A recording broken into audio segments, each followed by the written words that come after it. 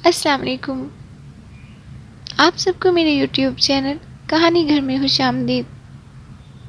آج کی اس ویڈیو میں ہم ناول تیز ہوا کے شور میں کی ایپیسوڈ نمبر 5 سنیں گے۔ تم اسی روز ہی میرے دل میں گھر کر گئی تھی۔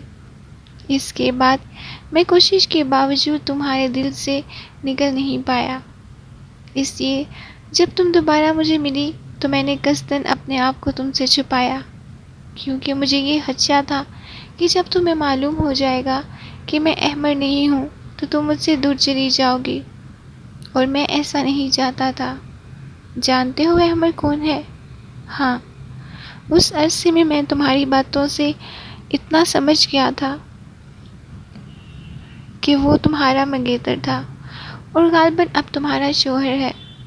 اس کے خاموش رہنے پر رکا اور کہنے لگا، مجھے غلط مت سمجھو جیا، میرا مقصد تمہیں دھوکہ دینا ہرگز نہیں تھا۔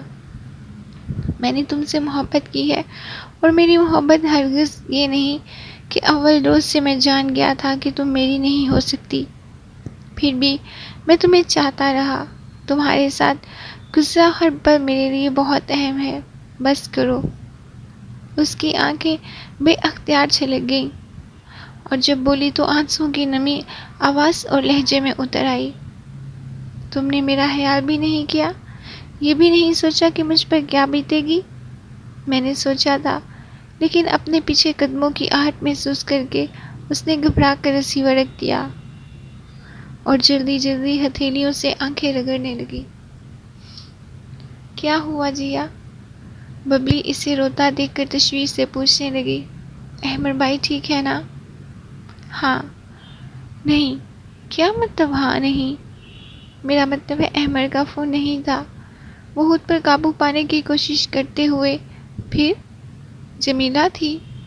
فوری طور پر اس کے ذہن میں یہی نام آیا۔ جمیلہ؟ اچھا ہاں، کیا ہوا اسے؟ بس کرو۔ وہ گڑبڑا گئی، سمجھ میں نہیں آیا کیا کہے۔ اس بیچاری کے ساتھ کوئی نہ کوئی مسئلہ ہی رہتا ہے۔ یہ بتاؤ، امی کیا کر رہی ہیں؟ کچن میں ہیں۔ کتنی بری بات ہے کہ وہ بیچاری اکیلی لگی ہوئی ہیں۔ چلو وہی چلتے ہیں۔ اور محض اس خیال سے کہ ببلی جمیلہ کے بارے میں مزید سوال کرنے لگے، وہ جلدی سے کچن کی طرف جانے لگی کہ سامنے سے چھوٹے بھیا آ گئے۔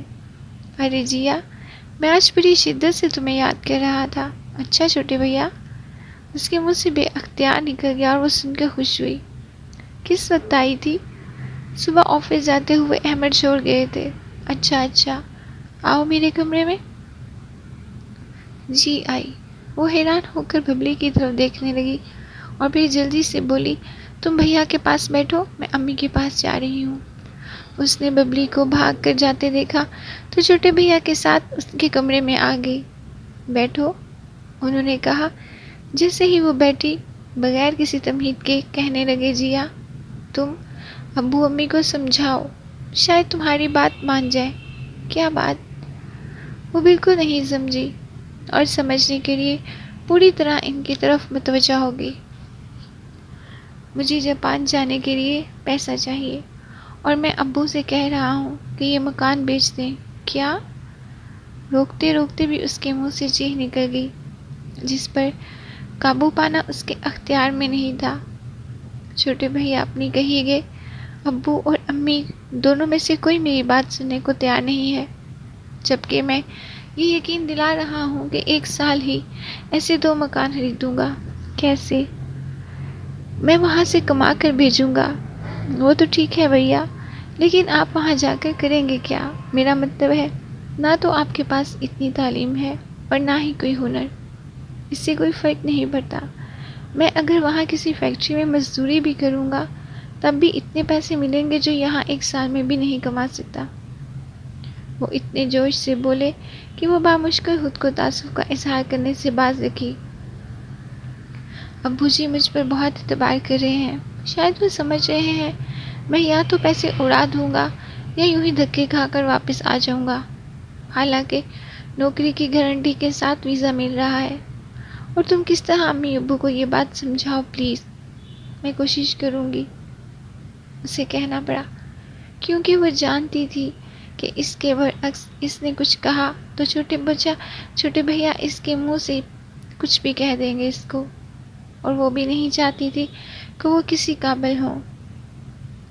تم آج ہی ابو سے بات کرو، دیکھو اگر یہ چانس مس ہو گیا تو۔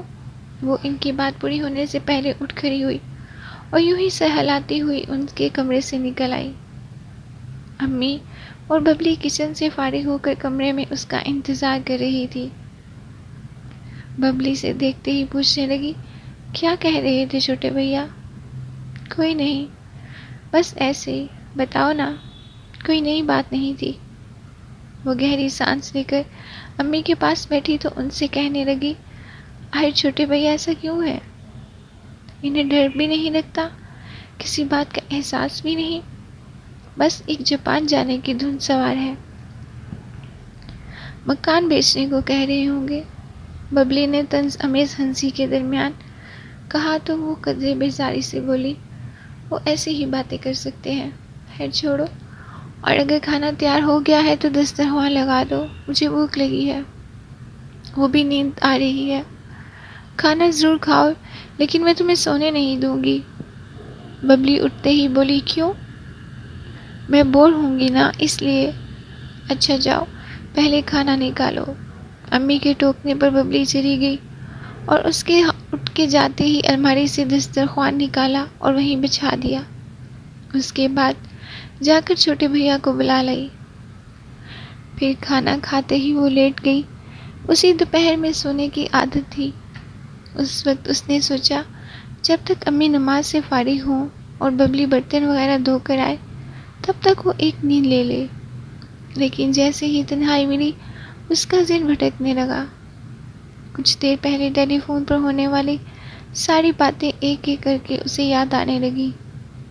تم اول روز ہی میرے دل میں گھر کر گئی تھی اور میں نے قصداً اپنے آپ کو تم سے چھپایا۔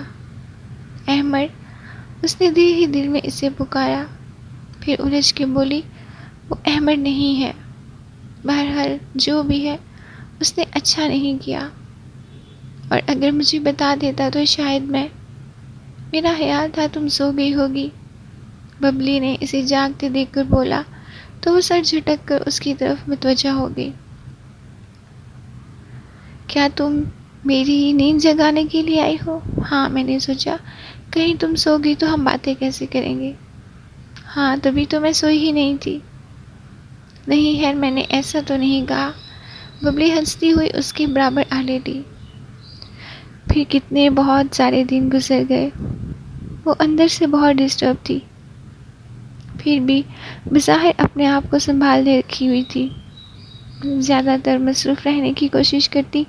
صبح یا ابا یا احمد آفس جانے سے پہلے اس کا نام دیور، اور اگر کوئی اور ہوتا تو انٹرویو کے لیے جانا ہوتا تو کچھ دیر کے بعد ہی چلا جاتا، ورنہ سارا دن گھر میں رہ کر شام میں ٹیوشن وغیرہ کے لیے نکلنا تھا۔